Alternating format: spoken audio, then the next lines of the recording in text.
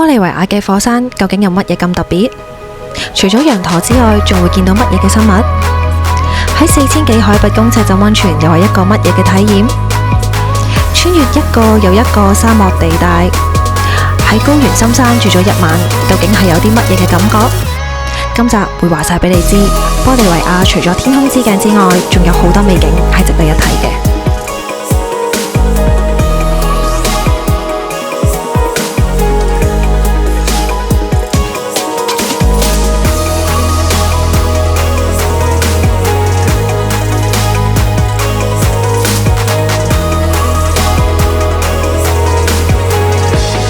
大家好，歡迎嚟到大丸子旅行日記。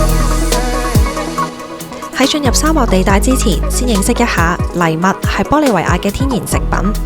根據維基嘅資料顯示，藜麥係南美洲最早嘅作物。藜麥適應於高海拔，而且可以生得非常之高同埋強壯。可以見到呢一大塊土地都係種植住藜麥，但由於世界對藜麥需求上升，導致藜麥越嚟越貴。亦有文章顯示，由於價錢實在太貴啦，令到玻利維亞人對藜麥嘅使用量都越嚟越少。呢個頑強嘅植物叫 Yellata， 屬於芹菜科，佢嘅生長速度係非常之慢，但佢嘅壽命係可以超過3000年嘅，而且佢係硬到可以直接坐落去添。喺呢3日2夜入面，我哋會穿越一個又一個嘅沙漠，所以基本上我哋對鞋係長期都充滿住沙。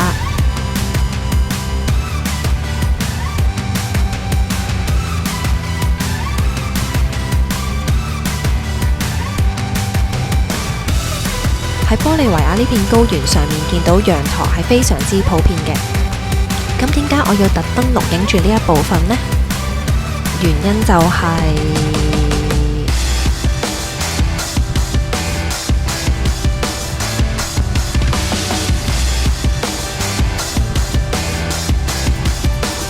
我哋突然之間聽到羊駝發出一啲古怪嘅聲音，原來佢哋係性行為㗎。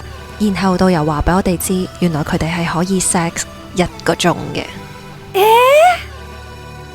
由於玻利維亞嘅火山充滿住豐富嘅礦物質，所以經常都會見到火山都係七彩顏色嘅。而地下上面呢一片白色究竟係啲乜嘢嚟嘅呢？佢哋並唔係雪，白色嘅部分係因為有豐富嘅硼砂同埋鹽分。由於呢度嘅湖泊係屬於鹼性湖泊，鹼性湖泊環境係硼砂沉積嘅主要場所。由於呢啲湖泊通常位於乾旱或者半乾旱地區，所以湖水蒸發之後就會留下大量硼砂沉積喺湖底啦。喺湖泊入邊好細粒好細粒嗰啲究竟係乜嘢嚟嘅呢？原來除咗羊駝之外，火烈鳥 Flamingo 都係喺玻利維亞會好常見到嘅鳥類生物。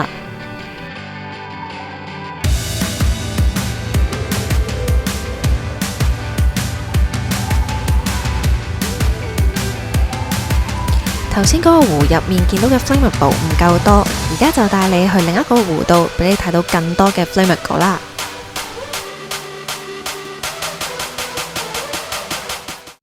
見唔見到喺呢個牛奶色嘅湖泊入邊有好多好多嘅 Flamingo 呢？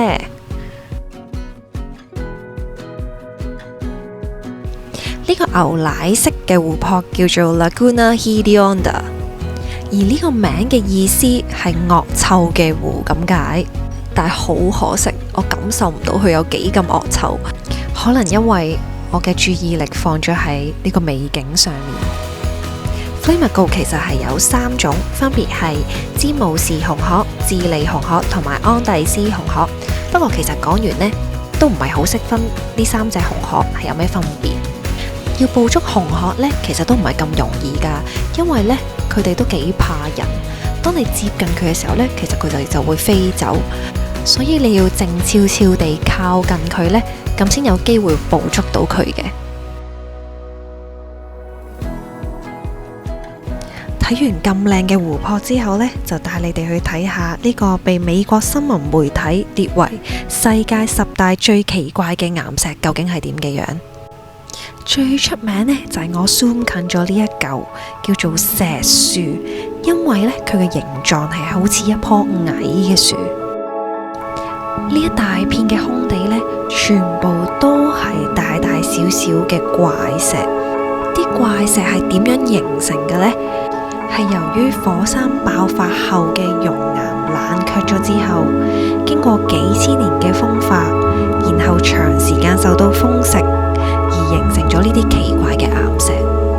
分享多一樣比呢啲岩石更加奇怪嘅事俾大家知。可能由於呢度真係太荒蕪，然後我去洗手間嘅時候，我見到一嚿係我呢世人見到最大嚿嘅屎。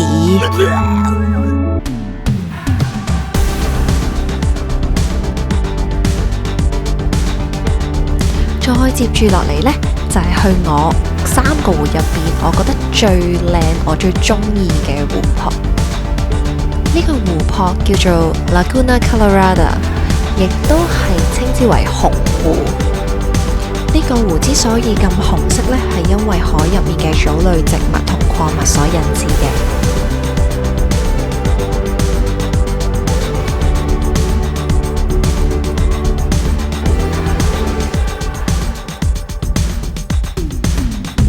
而對住呢個湖呢，仲要有間 cafe 添，就係右手邊呢一間啦。直頭係望住呢一個湖嘆咖啡嘅。嚟到呢度最高海拔嘅位置，佢呢一度呢係間歇泉嚟嘅，而佢西班牙嘅意思係早晨的太陽咁嘅意思。呢度充滿住一個個嘅泥湖同埋沸騰緊嘅泥漿，行到嚟呢度係好大陣硫磺味，同埋超級大風。而導遊仲叮囑我哋，叫我哋小心啲，因為呢度曾經有遊客因為影相而跌咗落去。終於都完成咗今日嘅行程，而家就係我最期待喺4000幾海拔上邊浸溫泉。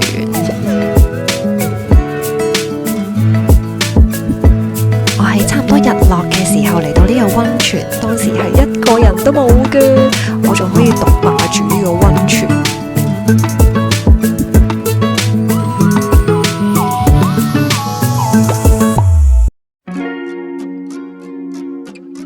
我估呢，當時係應該都係得10度8度左右啫，所以我換完衫出嚟係超級勁凍。跟住我喺度諗，究竟啲水熱唔熱嘅呢？其實係冇我想象中咁熱嘅，只可以話係暖咯。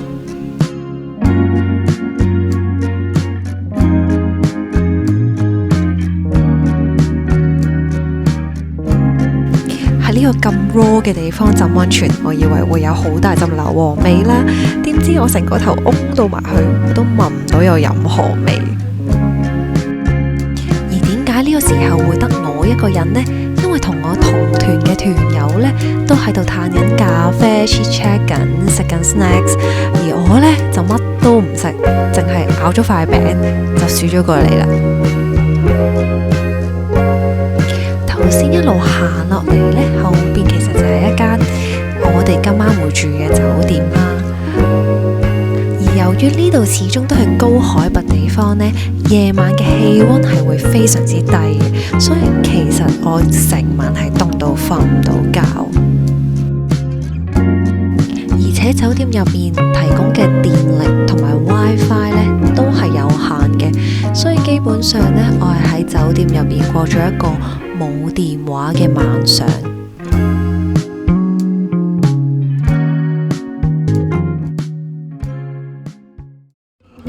嚟到呢一個嘅畫面呢，就係準備要同玻利維亞 say bye bye 啦，因為呢座火山嘅後邊呢，其實已經係智利嘅阿塔卡馬啦，而我就準備搭巴士前往阿塔卡馬。拜拜，下集再見。